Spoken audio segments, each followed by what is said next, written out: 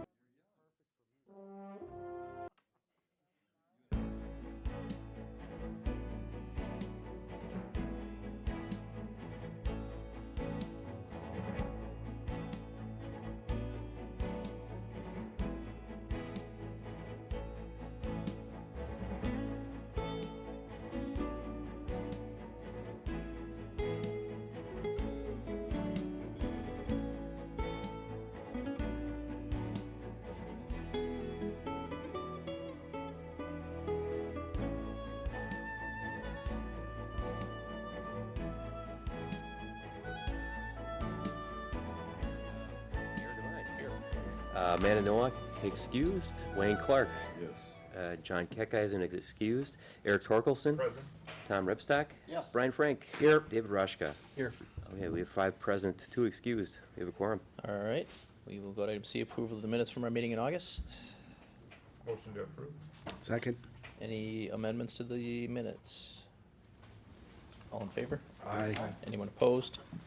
Motion carries. We will now move on to items 2A and 2B. Okay, so this is a revised plan for the Home to Suites Hotel that's proposed at 1010 through 1304 South 70th Street. So the left picture is the entire parcel. The middle image is what the previous approval was that came before Planning Commission in January. And now there's a current proposal to move the hotel further south on the site. And part of that is, kind of considering the larger concept of how this development will come about, and leaving that corner space open for future development of some other sort, and pushing the hotel further south. This is Zone C3 Community Commercial with a planned development district overlay. And in this district, a hotel is considered a special use, so there will be a public hearing to address that on October 1st. And in the future, the applicant will bring forward a revised certified survey map to divide these properties and have the hotel be its own separate parcel, as well as to remove the PDD from that parcel. So looking at the interior of the hotel, there is a fitness room, a meeting room, a pool, a breakfast area, and a variety of different types of rooms for a total of 128 rooms. For the site plan, it is a 5-story hotel. It's about 77,000 square feet. They're proposing a drop-off lane on 70th Street, and then entryways on both the north and south side of the hotel that will lead to adjacent parking lots on both the north and south, and then some parking in the rear. There are 133 parking stalls. This might be slightly amended based on some site changes that are likely to take place, but within the special use permit, we have the ability to amend the required amount of parking and allow for, less if that's what's necessary, and assuming it's okay with the hotel and in line with their needs. So the required amount will be 1 per room, so 128, but we think there's definitely sufficient parking.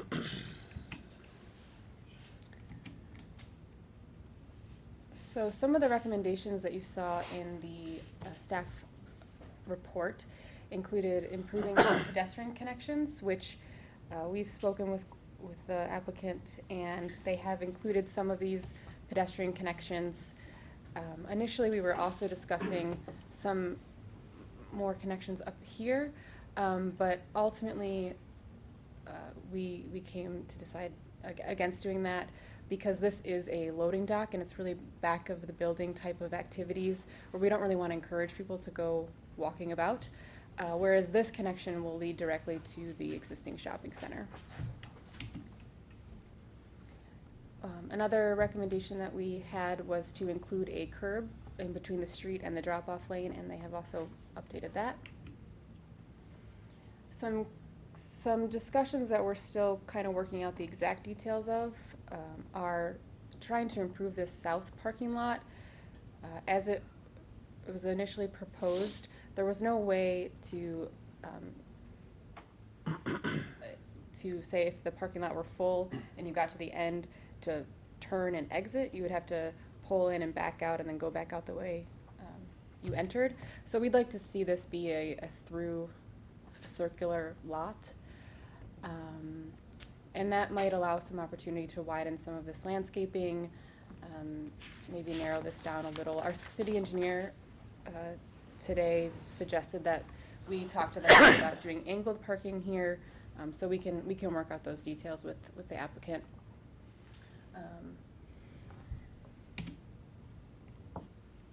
Another discussion that we have, which they have agreed to, is to relocate the refuse enclosure from the south corner in the rear to the north.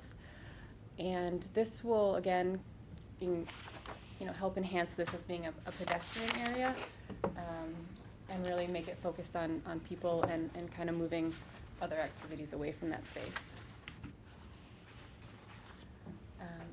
Staff also would like to see these drives narrowed.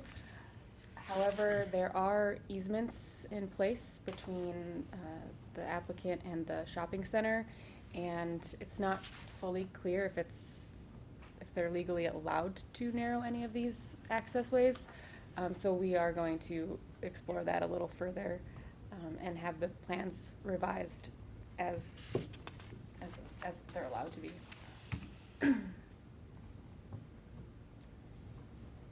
And then additionally, we want to just work with them to get a little more detail on some of the larger development concepts for any sort of like lighting or bollards or benches and that kind of thing that they might be envisioning for the larger development on that entire block, not just specifically the hotel. And we'd like to see bike racks included on the plan.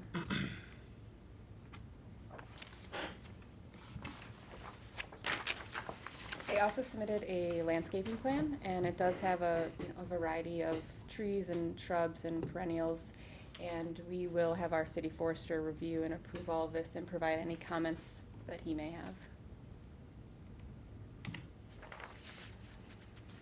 So looking at the elevations and the building materials, the bottom portion of the building is a dark brick, and then the towers and the centerpiece are metal panels that are made to match. The center is a lighter gray brick, and then there are also gray hardy panel siding materials. The Home to Suites tower is a metal panel topped with a heat-treated glass. And then, so this is the rear of the building. This is the pool area. Staff had recommended some additional windows be added to that area, and they have done that and submitted those updates, as well as adding some additional windows to the north and south elevations for the side of the buildings. Both the storefront windows and the guest windows are dark anodized aluminum. And there are 8 spandrel windows on the building. These are areas where there are housekeeping and other back of house activities that need to be covered. So staff does recommend approval, subject to the conditions that we've discussed in this presentation, primarily related to the parking lot and just providing some additional detail on certain elements of the plan, and including a bike rack. So there's a couple new things in here from what was originally submitted as part of the staff report, but all things that we've talked about today, as well as other typical approvals, including the estimate of landscaping and screening, surety bond, common council approval, stormwater management approval, the updated certified survey map, and overlay removal. As part of the demolition project that was approved, there was a landscape contingency plan for the portion of the property that wasn't the hotel. So now that is swapped, we just want to get an updated contingency plan for that other project. And also our city engineer's approval. Thank you. So that was a lot. If anyone has any questions, and there are representatives from Cobalt here today as well. Wayne? Thank you. The rendering that's been presented to us for a considerable period of time under the previous proposal, which was having the hotel up against Washington Avenue, showed a great deal of green space. And you may have answered the question. You're waiting for a new landscape plan to see what it's going to be in terms of green space now? I think that's the park area that you're really referring to, can you go back to your initial? Yeah, so I think. We still maintain that there, we just, where the hotel is now was gonna be office, so we just moved the location. We didn't take green space down, in fact, I think it's a little bit larger than it was before. So if you But look, still there. if you look at the overall development, there's this green space. Initially the hotel was here, and this green space was, I think, here. So it is still planned to exist, it's just in a different location. And then, if I may, Mr. Mayor, the former proposal basically had the hotel appearing as almost a square. The new configuration shows it as a rectangle. Is there any change in the number of rooms or amenities and so forth for the hotel? Not as far as I'm aware. The It's the base. same. It was not square before, it was rectangle, it's the same footprint, but it's pretty much within a few feet. It was oriented a little differently, I think, but. And in this version, the parking was taking up a larger space in the rear area, and now it's kind of separated on the north and south sides instead of one larger parking area. Thank you. Thank you. Any other questions? Move approval. Alderman May? Can you go back again to that slide with the park shown? That was always planned to be a parking structure back there, wasn't it? Correct. Okay. Now, along 70th Street itself, the original plan did not show parking along 70th Street, did it? Along the eastern frontage of 70th? Right. Wasn't I it don't know all that we- buildings? It always had a park, but you talk about parking. No, I'm talking about the parking on the south side of the hotel. This That- here? I don't think we had parking, we had a park. Well, green that space. was just, yeah, it really wasn't defined. Unutilized space. I mean, one of the reasons, there's two reasons, maybe just give the rationale for the move. One, the corner of 70th and Washington, what we found in the marketplace, I mean, there's more demand there for, an office use and maybe some element of grocery or retail. The hotel doesn't need to be, that type of use. You're gonna go there, you're gonna know where it is. And so it actually fit pretty nicely where we relocated it, because that's a narrow, it makes good sense there. Moved it there. The area to the south of the hotel was really undefined at that point. I mean, it might have been colored in green, but I don't know that was intended to be green space versus parking. I think that wasn't really fully defined. Yeah, just for some reason I thought, we really wanted this to be a walkable corridor where people can visit multiple things, and I understand why they want the parking there, but it seems what's the floor area density? Has it decreased for the hotel now? It's the same FAR? Yeah. If you include all the parking areas and everything too. Yeah. I mean, yeah, definitely. That area south isn't very suited for a use. I mean, we've thought about it and tried, but there's loading docks to the south, there's buildings behind it. It's tough to do something else with it. I mean, what this really does, we think, is a little bit more at that park area, I mean, in terms of sort of critical mass. But again, this is just a massing. When you see something's rendered, I mean, we're of the same mindset. We want there to be an urban condition, walkable, pedestrian scale. So none of that's changed. Missing teeth, if you will. Yeah, right. But I mean, so we're not, that's absolutely the intention, and frankly, with the hotel set up here, I think it'll help achieve that more than what we had before. I just want to make sure that what we're putting here looks good. I imagine going down Greenfield right now and you get those properties where there's building, also there's a big lot and it just breaks it up. So hopefully, I'd like to see a rendering eventually when it comes to council of what that parking area would look like. Doesn't have to be a 3D rendering, Sure. but just at least a plan view of how that'll be landscaped and such to keep a pleasant walking environment. Yeah, and I think it will be. There is some landscaping on the front, and it's not a much frontage there. Mhm. So, I mean, we're of like mind. which is Mhm. great. I think you made a motion. Second. Second by Brian. Any other discussion on the motion? All in favor? Aye. Anyone opposed? Motion carries. Mr. Mayor, question for the applicant. When are you going to begin demolition? That's the question we get all the time. We have, Dan, correct me if I'm wrong, but we have, we've moved several of the tenants from the east side across already. Everybody with the exception of childcare, we've done by, We have 5 other small tenants that are moving across. Those moves will take place in October, the second half of October. And the only tenant that's left in the entire 1126 building will be the childcare facility. And we've come to an agreement with them to consolidate their facilities at Summit Place, which is on the backside of the parking lot. they have an existing operation. Yeah, and we just got the plans done today. I think we have a formal agreement in place. We're hoping to have plans in for review here at the city within a couple weeks. And we could start that build out a week or two after we get the permit. And then our intent is to have that by the end of November, which will allow us to finish abatement and then start demolition. Is there still an opportunity to get a tour? Yes, in fact, we, I've actually, were you the gentleman who? I'm the guy. Yeah. This is my card, call me. I will. well, we're gonna try to set something up for any, city staff, electeds, commissioners, just both there, and then, if anyone wants to see kind of what's going on in the other buildings of the build out. My wife and I met in that building. Oh, well, we can leave you alone. I'll give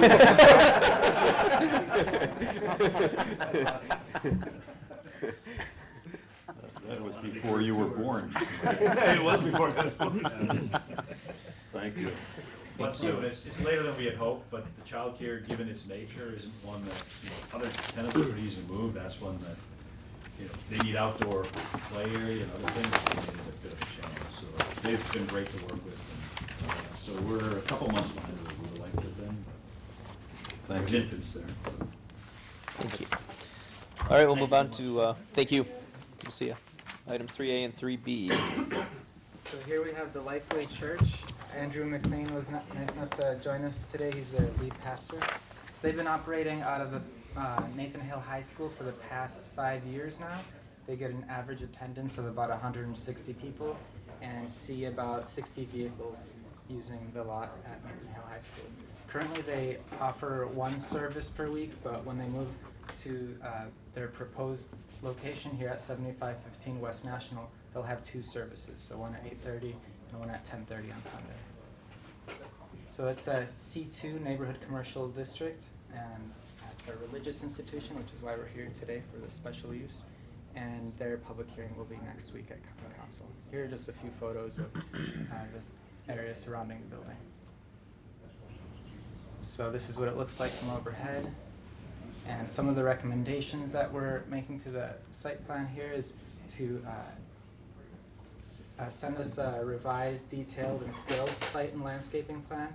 We want them to include parking stalls with handicap stalls drawn on the plan, and show details of the 4-sided refuse enclosure, include the floor plan within the building and showing where the different entrances are, including, we also want them to include details on parking lot repairs, so we're asking them to repave the lot and replace the wheel stops with a concrete curb, and then landscape the areas around the parking lot.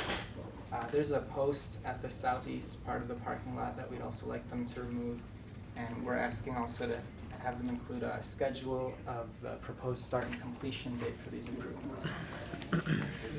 Another recommendation we're making is to combine the 2 parcels, so the parking lot is actually separate from the building currently. We want them to combine that into 1 parcel via a certified survey map. So parking, they have about 35 spots in the lot that is connected, right next to their building, and there are about 70 on-street parking spots in the 2 blocks north and south of the building along 75th Street. And then there are about 125 library parking stalls. So this would meet their parking code of having 210 parking stalls. So the Lifeway Church, they expect about a maximum of 100 vehicles. That's about as many as they can handle within their current space, within this new space. And they have asked if they could use the library's parking lot for Sunday services. We had an internal meeting here about a couple weeks ago where city staff suggested payment in lieu of taxes. So we brought forward a few different options to our city attorney, and he suggested that the best legal option would be to have them pay based on the market rate of existing parking lots. Now, I bring this to you all just to get your input. This isn't really your decision. I believe Common Council will make the final decision on this next week, but just wanted to hear what you all had to say. These are the 3 different options for payment in exchange for parking. So the first one is a pay based on the assessed value of the property. So the city attorney said that there'd be a couple issues with that. It creates uncertainty and mixes the city's assessment power with its interest in generating revenue. The second option is to have them pay the cost of construction and maintenance of the parking lot. This creates a fuzzy line regarding whether the lot is properly maintained. Either one of them could say, oh, it needs more maintenance. No, it's more subjective. And then it depends on the terms of arrangements. And then the third one, the payment would be pure rent. We would just set an amount for rental of 1 parking stall and then multiply that by however many they need. And it's the simplest to administer and enforce, and then the city would receive a cash flow based on the value of the asset without losing equity in the asset. And then you can easily break the lease whenever, if either party is dissatisfied. And this is just a summary of everything I just said. Thank you. Sure. Wayne? Thank you. Was the Masonic Temple a tax-exempt property? Yes. Yes, it was run by the Freemasons before, which were a religious institution. And I assume Lifeway Church is tax-exempt. Correct. Therefore, why would there, so we're not gaining anything from a tax standpoint, but why would there be an issue relative to parking and having to pay, They want to use the library parking lot. city-owned? Yeah. Thank you. Any other questions? Thank you. Did you have anything you wanted to add? No. No? All right. Move for approval? Motion to approve? Second. Second. Any other discussion on the motion? All in favor? Aye. Anyone opposed? Motion carries. We will move on to item 4. Thank you, Mayor. Our next item is the proposed demolition of a property formerly known as the Knights of Columbus property. It's a 1.8 acre property at 1800 South 92nd Street. It's currently owned by Chris Hansen Labs, who has a master vision for expanding their corporate campus, has acquired this property as well as about 11 others in the immediate vicinity to the east and north for their U.S. headquarters expansion. Debbie Tomczyk is here representing Chris Hansen, and the plan that's been submitted to us, the aerial view on the left, 92nd Mitchell Street, Lapham, where they come together, is the Mitchell and Lapham would be in the northern boundary, the Union Pacific Railway on the south here, the southern boundary, and the property is 1.8 acres. This is the property that's we're talking about this evening. Chris Hansen Labs is just to the east, and it's their existing facility. They've been there for decades. The site plan that's been submitted with their scope of work basically indicates demolition of this approximately 16,000 square foot building. It would be removed, down to grade. The footings and foundations would also be removed as a part of the demo permit. And then the plan is to basically seed and turf this area over where the building once was. The parking lot would remain. Chris Hansen has, again, sort of a larger vision for what happens next once the building's gone. I mean, they're eventually going to be combining this property with their main campus as well as those other properties that they had rezoned previously last year. With the main part of their campus, so they have one lot of record. Plans will come back to the Plan Commission for site landscape and architectural review on that larger phased improvement to the overall campus.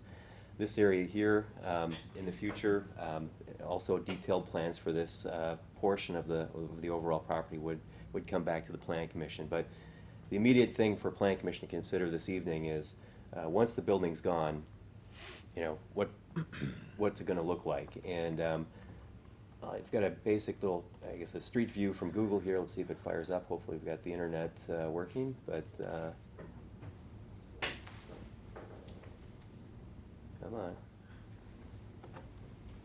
There we go. So we're looking north on 92nd Street. The 92nd Commons development is across the street. This is the Knights of Columbus property. Chris Hansen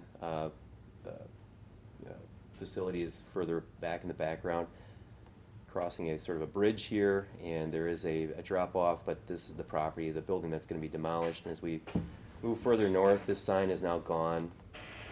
There is some landscaping on the property currently. Further north here of that southernmost drive, there's existing landscaping. So the bulk of the 92nd Street frontage is landscaped, so there is a nice buffer between the parking lot and the city sidewalk and street. What we're recommending in our staff report is that landscaping that we just showed there to the north be continued further south, where the building footprint is. And I know there's a great difference between sidewalk and the actual foundation area of the building, but I think with some heavier landscaping in this area, it would at least be a nice buffer to the residential properties across the street. It would also look nice from the street view. And we understand that Chris Hansen is also going to be coming back to us in the future with a larger plan for perhaps some further changes to this property. But if nothing else should happen, if we're just looking at demo and then things don't happen as quickly as we want them to with Chris Hansen, at least we have a fairly decent, nice landscaped site here from 92nd Street. So our staff report, we are recommending approval subject to conditions A, B, and C, 1 through 4 in your staff report. I have made some updates from what is on the pages of your staff report, and those updates are just basically in bold here. We're asking for additional landscaping along South 92nd Street in that area where the building once was. And then also Hansen, I should have mentioned, Chris Hansen is proposing a perimeter fence around the new around the Knights of Columbus property, and it'll be very similar to what's around the campus today, which is an ornamental variety style of fence about 6 feet tall. So we're going to be asking for details of that to be shown on their updated plan. So aside from that, conditions 2, 3, and 4 are very standard. The pest abatement, before the building comes down, there's a municipal code that requires a licensed contractor to go in and basically abate for any pests on the property prior to demo, and then a cost estimate and a surety bond or letter credit, more or less to cover the cost of demolition plus any site improvements. So that's what I have to present. Are there any questions? Wayne? Mr. Mayor, Steve, it seems to me that the operative question here is, when is Chris Hansen going to do something? In other words, I don't think it's appropriate to have them put thousands or hundreds of thousands of dollars into whatever they might do for landscaping if they're going to have a plan to go forward in the next 6 months. On the other hand, if this is just going to be a tear down and then left there for 10 years, we ought to have the type of landscaping you're talking about. Mm-hmm. Do we have a sense? Yeah, so I mean, I think they want to tear the building down before year end, and then they're also working, and Debbie could compliment me on I think on the Chris Hansen side from their perspective of where they're going next. But they are in a mode now where they want to expedite the demolition of this building and then move to the next step, phase 1 and 2 of the future corporate expansion. Debbie? I agree with Steve. We're looking at the demolition as quickly as we possibly can, and I think we'd be back to you within the next couple of months for our phase 1 and phase 1 plans. And there's a phase 2 as well, and we're in discussions with the city about both of those. Are the other properties that were acquired already demoed? Yes. Everything's down except this. Right, the apartment buildings are gone, and then this is the next step, right? Well, if there's a commitment to get this thing moving beyond the demolition rather quickly, I don't think we should have a landscape plan. Well, I would say we should have at least a fallback, should something go wrong in the deal, next year. That we at least have a fallback, that at least there's some minimum amount of landscaping on the site. And this is a very similar thing that we did with the phase one part of the demolition. We wanted a fallback. If nothing else happens here, we wanted to look good for the neighborhood, with the perimeter fencing, with the perimeter landscaping and so on. So it's really sort of the following suit off of that previous demolition recommendation. What Chris Hansen has done with the property along 92nd to the north of the entrance to Knights of Columbus, I think that's first rate. It looks good. Yeah. And is set back, and so whatever you want to do, I'll vote for it. Thank you, Wayne. They don't have to necessarily implement the landscape plan right away, so if they come back with a revised plan and they're ready to move forward with that new plan, then this one would essentially just drop off. It's kind of a just in case. So our motion would include that? Well, they always have one or 2 years to implement the landscape, so. Right. It's- Then move approval. Second. Any other discussion? All in favor? Aye. Anyone opposed? Item 4 carries. Thank you. We'll move on to item 5. Thank you, Nikki. Thanks. Butter Block, Burnham Point. I don't have any slides prepared, but we had a Better Block,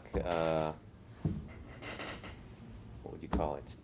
Demonstration or neighborhood event on 60th and Burnham a couple weeks ago, and early September. And it was, I thought it was a nice success. I mean, I know there was some complaining and some curmudgeoning, but I think overall, I think the feedback was very positive.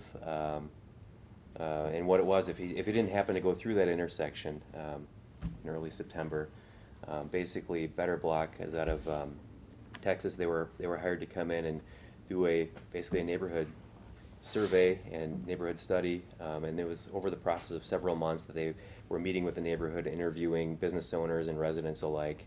And then there was the build event, and then actually the actual event on September 5th, 6th and 7th, yeah. Where bike lanes were painted within Burnham Street. There were painted bump outs. Landscape features were brought in for the help of our DPW department and the generosity of the State Fair Park Board to put those on loan for us. So we had some beautiful landscape features to sort of take back a little pedestrian space and maybe create a little bit of a different image than what people are normally used to seeing in that area. And, change is tough sometimes, and it's different, but I think overall it was sort of a nice urban lab for maybe taking a look at some different ways of designing our streets and sidewalks and public spaces for people, not just cars. And Katie, Tony, I don't know if you guys have anything else to add, your experiences, and then Wayne, yeah, sure. I've read the comments from neighbors, and Sure. they've been positive, and folks very supportive. Yeah. But considering the fact that 60th is a major thoroughfare, and I happen to unexpectedly be going through there at 7 p.m. on that Friday night, there were southbound, 2 blocks of backup, 5 lights had to clear before you can get through. And if you're looking at it strictly from traveling 60th Street, that was an unmitigated disaster. You couldn't turn, you could turn, but it held up all the cars behind you. From a neighborhood standpoint, as I alluded to, I've heard nothing but positive things. So how do we do this and move it over a block and not cause major disruption in what's a common thoroughfare. There was the ability, if there was one car turning left or east onto Burnham, if they pulled up to where they should before making their turn, a car could get around. But if there were two left turners in a row, was when it really got slow. And there is the ability to narrow the bump out or whittle the edge of the bump out to allow better traffic flow and easier truck turning. There's also the ability to put a turn arrow in at the intersection for traffic if it's something we'd want to keep permanent. But the other argument on that is just strictly on the, and I'm going to sound like a planner here, but don't.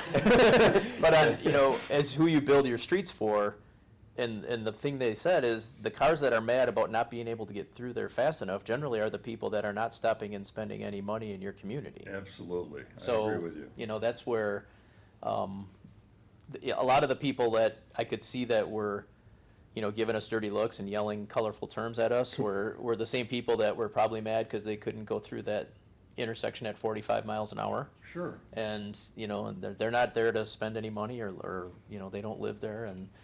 And yeah, I expected that to happen. And, especially when I found out that the Brewers had a home game that Friday night. But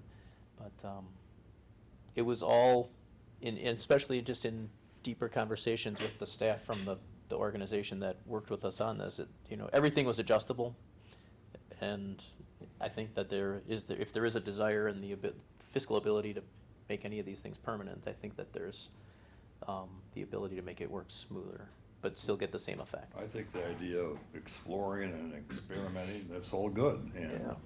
I'm just sharing my one experience of trying to be a driver Yeah. who wasn't going to spend a penny to get somewhere. Yeah. And ran into this, but as I said, this is the third time, the people in the area loved it. Yeah. Yeah. It was neat. And it was neat too, just because the business owners got to know a lot of neighbors, the neighbors got to meet a lot of business owners, a lot of business owners got to meet one another. And, we hope it just generates some continual energy in that corridor that'll give it a facelift. Thank you. We've been in talks with a potential food truck Court, operator. yep, Court, yep. yeah, so making that a more permanent piece of. And the grocery store on the corner wants to do a facelift and expand their offerings too. And yeah, so it's a good event. If there's nothing else on item 5, then item 6 is a workshop in Bristol. For that workshop, we can send you more information via email, but if anyone's interested, there are some planning and zoning, it's an afternoon. I think it starts from noon to 3:30, but in Bristol, Wisconsin was the closest one. They're doing a series of them throughout the state, but this was the closest to us. And if anyone's interested, we'll send you more information. And in fact, we'll probably just send it out to everybody, just so you can take a look at it, see if you're interested. If you want to go, just give us a call or shoot us an email. We'll get you registered. I think they're trainings that are targeted for local plan commission members, so. Yeah, should be focused on you guys, so yeah. interest for you. Yep. Make sure to share that with our 2 excused Yep, commissioners yep, too. Amanda and John, yep, Yeah. absolutely, yeah. We'll do. Good. Anything else? I'll entertain a motion to adjourn. So moved. Motion second, all in favor? Aye. Anyone opposed?